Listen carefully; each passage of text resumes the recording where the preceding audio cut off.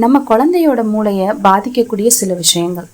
முதல் விஷயம், குழந்தைகளோட மூளை அமைதியாக இரு அப்படின்ற வார்த்தையை விட பெற்றோர்களோட அமைதியான குரலுக்கு தான் முதல்ல பதிலளிக்குது.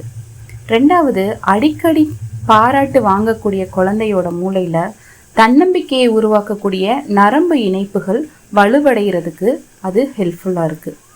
மூணாவது, விளையாடுவது நேர விரயமெல்லாம் இல்லைங்க.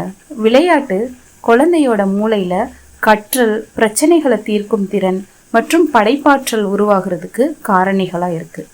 நாலாவதாக, குழந்தையோட தினமும் 10 நிமிஷங்க முழு கவனத்தோட நம்ம பேசுறது அவர்களோட மொழி திறனோட வளர்ச்சிக்கும் உணர்ச்சியோட வளர்ச்சிக்கும் உதவுதுங்க.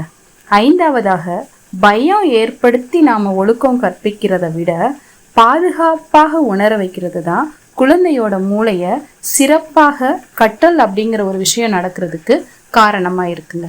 இந்த மாதிரியான விஷயங்களுக்கு நீங்கள் நம்ம ஆஸ்க் விஜி சேனலை சப்ஸ்கிரைப் பண்ணுங்கள், உங்கள் ஃப்ரெண்ட்ஸுக்கும் ஷேர் பண்ணுங்கள். தேங்க்யூ.